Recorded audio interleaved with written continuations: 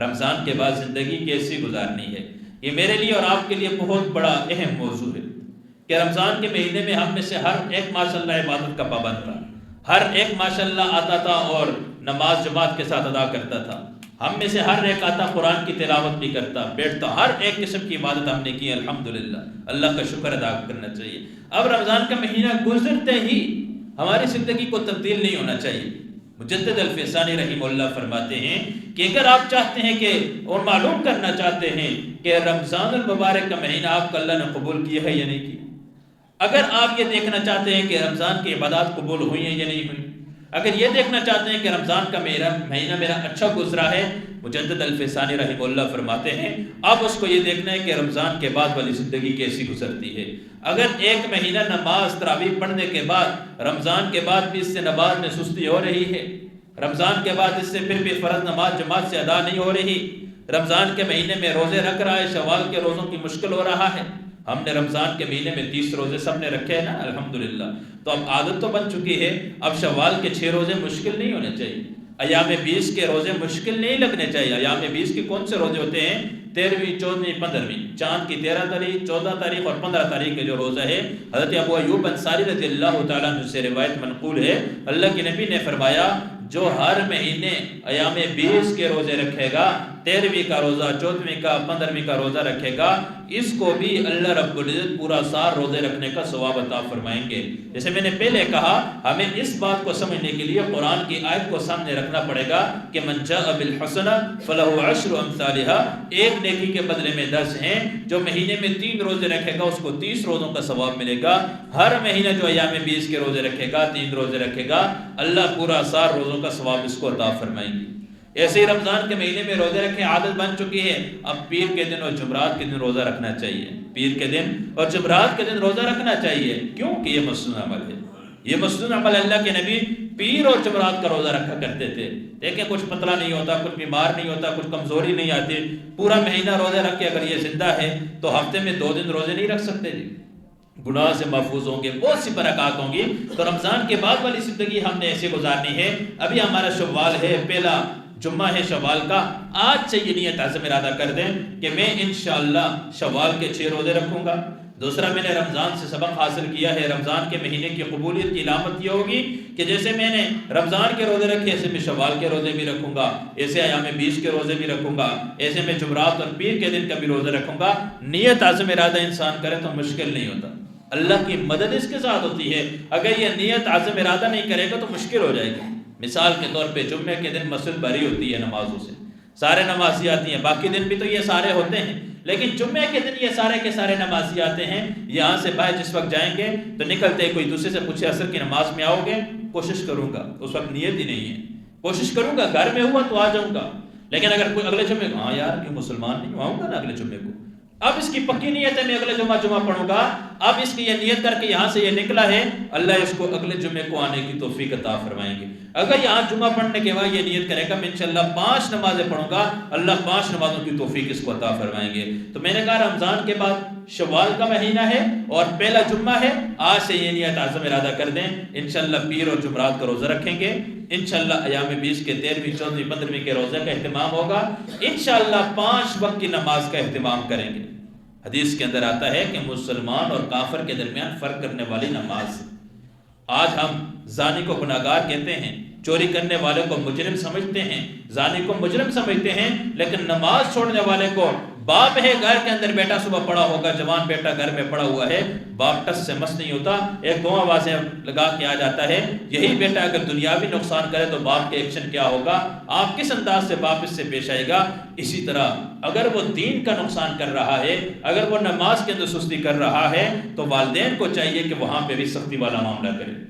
وہاں بھی سختی والا معاملہ کرے۔ اس کے ساتھ مارے حدیث کے اندر آتا ہے 10 سال کا بچہ ہو جائے اگر نماز نہ پڑھے تو والدین کی ذمہ داری ہے کہ اس کو مار کے نماز پڑھیں،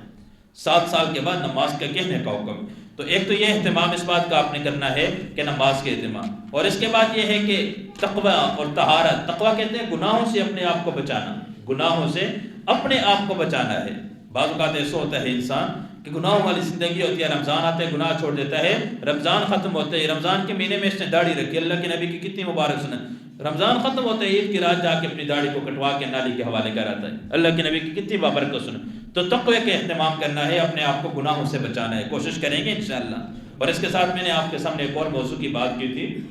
کہ شوال کا مہینہ ہے، ہر طرف مدارس کے اندر داخلے ہیں،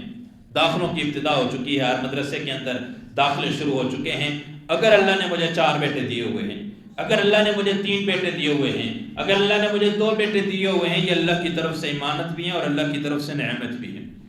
جہاں میں ایک بیٹے کو اسکول کالج کے لیے ایک بیٹے کا انتخاب کرتا ہوں، وہاں میرے لیے ضروری ہے کہ ایک بیٹے کا انتخاب میں مدرسے کے لیے کروں. میرے عزیز بھائی اور دوستوں، میں نے پہلے بھی ایک بار کہا تھا کہ اسکول پڑھانا اس کی ممانعت نہیں ہے.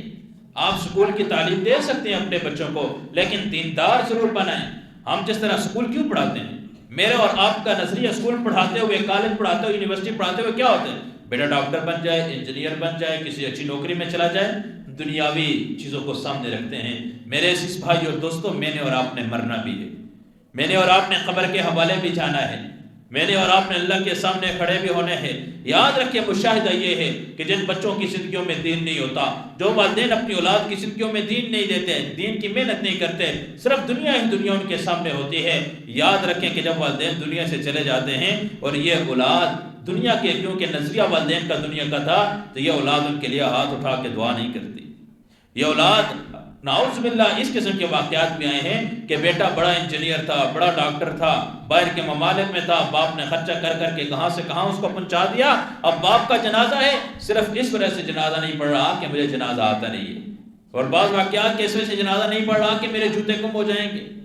بڑے شہروں کے اندر مسجدوں کے اندر جنازے ہوتے ہیں. اب جیسے محراب ہے، آگے محراب کے اندر جگہ ہوتی ہے، آگے چرپائی رکھی ہوتی ہے، پیچھے امام کھڑے ہوتے ہیں، سارے لوگ مسجدوں کے اندر پڑھتے ہیں.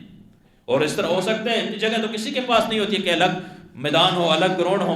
تو یہ تو اللہ کا شکر، اللہ نے ہمیں ایسی جگہ عطا کی ہوئی ہے کہ مسجد کے باہر الگ جنازہ گاہ اللہ نے دیا ہوا ہے.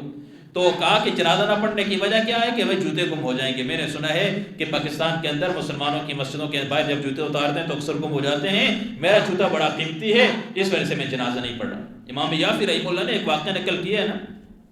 عبداللہ بن زید رحمہ اللہ کا غالباً، وہ کہتے ہیں کہ خواب دیکھتا ہوں، قبرستان میں جاتا ہوں، قبرستان میں جاتا ہوں، کیا دیکھتا ہوں کہ ایک شخص ہے، اس کے ہاتھ کے اندر چمڑے کی تھیلی ہے، اس سے لفافے نکالتا ہے اور ایک ایک کو دیتا ہے کہ آپ فلاں فلاں فلاں نے دیا ہے. نام لے لے کے پکارتے ہیں، فلاں بن فلاں جائے، فلاں بن فلاں جائے، فلاں بن فلاں جائے. جیسے انعامات تقسیم ہوتے ہیں نا، تو کہتے ہیں نا ممبر سے اعلان ہوتا ہے لاؤڈ اسپیکر سے کہ فلاں بن فلاں جائے، اس نے اتنی پوزیشن لی، جس کو یہ دو یہ دو یہ دو. کہا ایسے ہی دیکھتا ہوں، یہ منظر ایسی دوران دیکھتا ہوں، ایک شخص ہے پریشان حال ہے،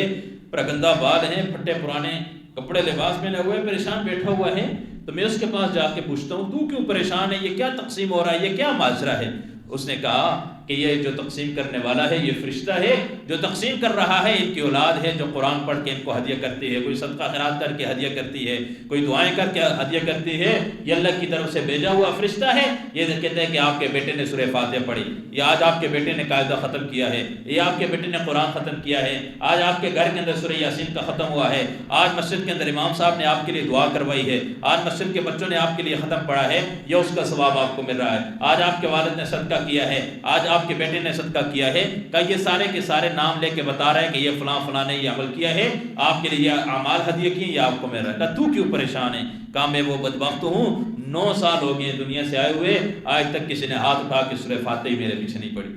تو میرے عزیز بھائیو، ایسا نہ ہو کہ میں اور آپ دنیا سے چلے جائیں. ہم نے اپنے سارے بچوں کے اوپر جو محنت کی وہ صرف دین کی، دنیا ہی دنیا کی، اپنے بچوں کو ڈاکٹر بنا دیا، انجینئر بنا دیا، ڈگریاں، عہدے اونچے سے اونچے مقام تک پہنچا لیا. آج میں اور آپ دنیا سے چلے گئے. میری بات سنو، زیادہ دور جانے کی ضرورت نہیں ہے. آپ جتنے حضرات یہاں بیٹھے ہوئے ہیں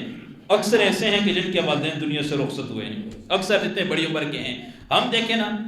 آج کے دور کے اندر، اس دور کے اندر یہ حال ہے کہ ہم اپنے والدین کی قبر پہ کتنی مرتبہ جاتے ہیں. ہمارے عزیز و اقارب جو دنیا سے رخصت ہوئے، ہم نے اس کے لیے کتنی دعا کی ہے. دیکھیں دنیا اگر جس کے بعد جو دین کے ساتھ جڑا ہے، الحمدللہ آپ کا تو ماحول دین کا ہے. اکثر لوگ دین کے ساتھ جڑے ہوئے ہیں، کسی کے تبلیغ میں وقت لگا ہوا ہے، کسی کے گھر کے اندر ماحول ہے، مسجدوں کے اندر آتے ہیں، درس سنتے ہیں، بیانات ان کے ذہن بنا ہوا ہے. کسی نہ کسی درجے تک ہم کچھ نہ کچھ کرتے ہیں، کسی نہ کسی درجے میں اعمال تھوڑے بہت کر لیے، دعا کر دیے. لیکن جو دنیا کے اندر پھنسا ہوا ہے، آپ میں سے کتنے کاروبار کرتے ہیں نا، صبح سے رہ کے رات تک کاروباری زندگی میں ہوتے ہیں یا نہیں ہوتے؟ اس کاروباری زندگی کے اندر مجھے کتنا میرا والد یاد آتا ہے، میں نے اپنے والد کے لیے کتنا صدقہ کیا ہے. یہ رمضان کا مہینہ گزرا ہے، میرا والد دنیا سے رخصت ہوا ہے، میں نے اس کے لیے کتنا صدقہ خیرات کیا، میرا دادا دنیا سے کیا ہوا ہے، میں نے اس کے لیے کیا اعمال آگے بھیجے ہیں، میں نے کتنا صدقہ کیا، اللہ نے مجھے نہیں دیا ہوا، میرے پاس پیسہ نہیں ہے، مال ہے، لیکن میں نے کیا نہیں کیا، ذہن میں ہی کیا، یار بھول جاتا ہوں وہ سب، ذہن میں ہی نہیں آتا، عید پہ قبر پہ چلا جائے، یہی حال، یہ تو کچھ نہیں ہے، آنے والی جو نسل ہوگی اس سے آگے کی ہوگی۔ میں اور آپ جب دنیا سے جائیں گے تو کیا خیال ہے، ہمارے بیٹے اگر ہماری اولاد قرآن کی حافظ نہیں ہے، عالم دین وہ نہیں ہے، وہ صرف سکول کی تعلیم ہے، دنیا ہے، کاروباری زندگی ہے، تو کیا خیال ہے وہ کیا کریں گے میرے لیے اور آپ کے لیے؟ کچھ بھی نہیں کریں گے، جیسے ہمیں ایسے وہ بھی، ہم تو پھر کسی نہ کسی درجے میں کچھ کر لیتے ہیں۔ اگر آپ کا بیٹا قرآن کا حافظ ہے، اگر آپ کا بیٹا عالم دین ہے، علماء نے نقل کیا ہے، کتابوں کے اندر آتا ہے، اگر یہ دعا نہیں بھی کر رہا، جب یہ قرآن پڑھے گا تو اس کے والدین کو نامہ اعمال اس کے اجر ملے گا۔ اور یہ عالم دین ہے، دعا نہیں کر رہا، لیکن جب بھی یہ کتاب کھولے گا، جب بھی یہ نماز پڑھائے گا، جب بھی یہ بیان کرے گا، جب پڑھانے جائے گا مدرسے کے اندر، مدرس ہوگا، کوئی عمل بھی نہ کرے، کوئی دعا بھی نہ کرے، تو اس کا یہ پڑھانا بھی اس کے والدین کے نامہ اعمال کے اندر لکھی جائے گی۔ تو اس لیے میرے عزیز بھائی اور دوستو، ہم میں بات کر رہا تھا، ایک بیٹے کا انتخاب کر لیں، اس کو کسی مدرسے کے حوالے کر لیں۔ ضروری نہیں ہے کہ میں یہ کہتا ہوں کہ میری مدرسے نے، جس جگہ بھی آپ کرنا چاہیں، جہاں بھی بھیجیں، لیکن ایک بیٹے کو آپ مدرسے کے حوالے کر دیں، یقین جانیں آپ کی آخرت بن جائیں گی۔ جیسے آپ نے 2 بیٹوں کا انتخاب اسکول کے لیے کیا نا، کہ میں بڑا ہو جاؤں گا، بوڑھا ہو جاؤں گا، سفید بال آ جائیں گے، چلنے کی ہمت ختم ہو جائیں گی، بچے جوان ہوں گے، وہ کسی نوکری پہ ہوں گے، کسی عہدے میں ہوں گے، میری پرورش ہوگی، مجھے سنبھالیں گے، میں نے مرنا بھی ہے، میں نے اللہ کے پاس جانا بھی ہے، یہ نیت عزم بھی ارادہ کر لیں کہ کم از کم ایک بیٹے کو دین کے لیے وقف کروں گا، ٹھیک ہے انشاءاللہ، اور ایسے مدرسے کا انتخاب کروں گا جہاں میرے بیٹے کو نکھار کے دیکھیں۔ انسان کی مثال جو ہے وہ کان جیسی ہے، سونے کی کان ہے، چاندی کی کان ہے، اب اس سے سونے کے پہاڑ پتھر نکلتے ہیں، اب اس کو بنایا جاتا ہے، پیس کے اس کو بنا کے اب اس سے زیورات بنتے ہیں، کانوں میں ڈالنے کے لیے بالیاں ہیں، گلے میں ڈالنے کے لیے ہار ہے، چوڑیاں ہیں، انگوٹھیاں بنتی ہیں، کتنی مہنگی ہوتی ہیں۔ پیچھے تو ایک پتھر ہی تھا نا، نکالا تھا، لیکن میں نے تو یہ ایسے ہی کہا، انسان کی مثال کان جیسی ہے، انسان کی مثال کان جیسی ہے، اگر اس میں محنت ہوگی، نکھار کے اس کی صلاحیت کو باہر لے کے آئے گا۔ ہر بچے کے اندر صلاحیت موجود ہوتی ہے، یہ نہیں ہے کہ یہ بچہ کمزور ہے، یہ بچہ کمزور ہے، یہ کچھ نہیں، ہر بچے کے اندر اللہ نے صلاحیت رکھی ہوتی ہے، ہم نے نکھار کو اس کو محنت کر کے ہم نے معاشرے کے سامنے، لوگوں کے سامنے پیش کرنا ہے۔ تو ایسے مدرسے کا انتخاب اپنے بچے کے لیے کریں کہ جو آپ کے بچوں پہ محنت کرے، جو آپ کے بچے کے لیے صلاحیت اس طرح اس کی نکھار کے سامنے لائے کہ آپ کا سر بھی فخر سے بلند ہو، روشن ہو، بڑی مجلس کے اندر بیٹھا ہوا آپ کا بچہ آپ کے سر کو بلند کر سکے۔ تو الحمدللہ نیت کرتے ہیں، کوشش کرتے ہیں انشاءاللہ، اللہ نے تو ہر گلی جگہ، ہر کوچے بازار کے اندر مدرسہ ہے، ہر جگہ مدرسے ہی مدرسے ہیں، تو یہ نیت عزم ارادہ کر لیں، یاد رکھیں جو اللہ نے عزت رکھی ہے وہ دین والوں کو دی ہے، اللہ نے عزت جو دی ہے وہ دین والوں کے ساتھ، دنیا کے ساتھ اللہ نے عزت کو نہیں رکھا۔ اللہ کا جو وعدہ ہے عزت کا وہ دین والوں کے ساتھ، علم والوں کے ساتھ، جن کے پاس علم ہوگا، دین ہوگا، اللہ ان کو عزت عطا فرمائیں گے۔ امام ذہبی رحمہ اللہ نے سیرت اعلام النبلاء کے اندر واقعہ نقل کیا ہے کہ عبداللہ بن مبارک رحمہ اللہ، ہارون رشید کا دور ہے، رقہ شہر میں داخل ہو رہے ہیں عبداللہ بن مبارک رحمہ اللہ، جب داخل ہوئے تو 30,000 کا لشکر حضرت کے استقبال کے لیے باہر آیا، تو ہارون رشید کا محل تھا قریب، تو اس محل کے اندر سے ایک عورت نے جھانک کے دیکھا، شہزادی نے کہا کہ کسی نے حملہ تو نہیں کر دیا؟ اس وقت تو ظاہر ہے یہ جہاز اور یہ گاڑیاں، کاریں، یہ چیزیں تو نہیں ہوتی تھی، استقبال کے لوگ گھوڑوں پہ آتے تھے، پیدل آتے تھے، تو گرد و غبار اٹھی، تو ڈر کے سارے کیا ہو گیا، کسی نے حملہ تو نہیں کر دیا؟ تو وہ بنو امیہ کی ایک عورت تھی جو محل کے اندر تھی، اس نے باہر جھانک کے دیکھا کہ اتنا گرد و غبار، یہ سب کچھ، تو اپنی باندی کو بلایا، خادمہ کو بلایا کہ جا کے معلومات کرو یہ کس قسم کا ہے۔ کہا کہ امیر المؤمنین فی الحدیث خراسان کے رہنے والے ایک عالم دین ہیں، عبداللہ بن مبارک ان کا نام ہے، آج وہ رقہ شہر کے اندر داخل ہوئے ہیں، تو 30,000 کا لشکر ان کے استقبال کے لیے نکلا ہے۔ تو بے اختیار اس کی زبان سے یہ جملہ نکلا ہے کہ واللہ جو حکومت ہے، بادشاہ تھے، وہ ہارون رشید کی نہیں ہے، بلکہ حقیقی میں بادشاہ اور حقیقت میں حکومت کرنے والا، جو لوگوں کے دلوں میں بادشاہت کرتا ہے، وہ عبداللہ بن مبارک ہے، وہ عبداللہ بن مبارک ہے۔ کہ اتنا بڑا مقام اور مرتبہ کہ یہ داخل ہو رہا ہے اور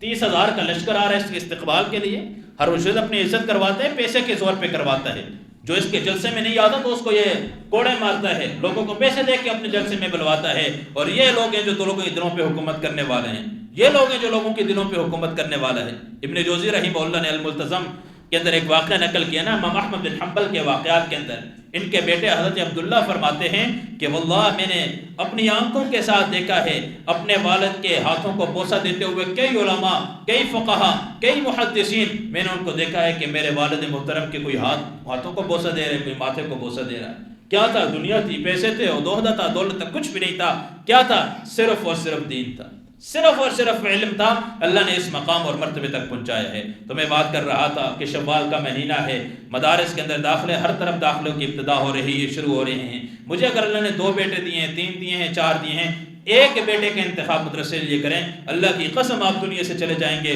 جب وہ قرآن پڑھے گا تو آپ کو نامہ اعمال کے اندر اجر لکھا جائے گا، جب وہ تلاوت کرے گا، جب وہ مسجد میں جائے گا، جب وہ کسی جگہ علم کی بات کرنے کے لیے جائے گا، کچھ دعا بھی نہ کرے، آپ قبر کے اندر ہوں گے، آپ کو اس کا ثواب ملے گا۔ کوشش کریں گے انشاءاللہ، اللہ مجھے آپ کو عمل کی توفیق عطا فرمائے۔ میرے عزیز بھائی اور دوستو، اللہ نے آپ سب کی محنت سے میرے لیے اور آپ کے لیے یہ خوشی کی بات ہے، اللہ نے ہمیں ادارہ اپنے ہی پاس دیا ہے،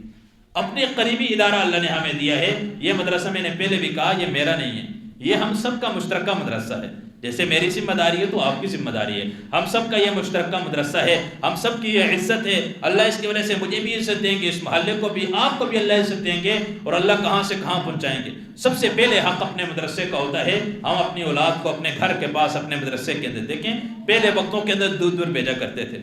امام ذہبی نے آخری بات کر کے بات ختم کرتا ہوں، امام ذہبی رحمۃ اللہ نے سیر اعلام النبلاء کے اندر امام تقی الدین ابن مخلد رحمہ اللہ کا واقعہ نقل کیا ہے کہ یہ اندلس سے بغداد علم حاصل کرنے کے لیے امام احمد بن حنبل کے پاس جا رہے۔ اب اندلس سے بغداد کا بہت بڑا سفر ہے، کئی مہینوں کا یہ کشتی کا سفر ہے۔ کہتے ہیں کہ کئی مہینوں کا کشتی کا سفر طے کرنے کے بعد جب کنارے ساحل پہ پہنچا تو سامان تھا وہ سر پہ رکھا، گٹھری سر پہ رکھ کے پیدل چل دیا۔ کسی سے پوچھا کہ بغداد تک کتنا سفر ہے؟ کہا 700 سے 800 میل کا سفر ہے۔ یہاں سے لاہور 500 کلومیٹر ہے نا، 700 سے 800 میل سفر ہے۔ سر پہ گٹھری رکھی، پیدل چل دیے، چلتے چلتے چلتے آپ سوچیں کتنے سفر، کتنے دنوں کا، کتنے مہینوں کا وہ سفر ہوگا۔ جب بغداد کے قریب پہنچے وہاں سے کہا کہ امام احمد بن حنبل کہاں ہے؟ میں علم حاصل کرنے آیا ہوں، میں قرآن کا علم حاصل کرنے آیا ہوں، میں دین کا علم حاصل کرنے آیا ہوں۔ کہا نہیں، بادشاہ نے ان پہ پابندی لگا دی، آپ علم حاصل نہیں کر سکتے۔ کہا کیسے ہو سکتے؟ میں مہینوں کا سفر طے کر کے آیا ہوں، میں یہاں پہنچا، مجھے جگہ بتا دو۔ ایک کمرہ کرائے پہ خریدا، وہاں اپنے سامان پہ رکھا، کسی سے گھر پوچھا، کہا کہ بادشاہ نے پابندی لگائی ہے، ہاتھ میں کشکول لیا، مانگنے کے لیے جو برتن ہوتا ہے،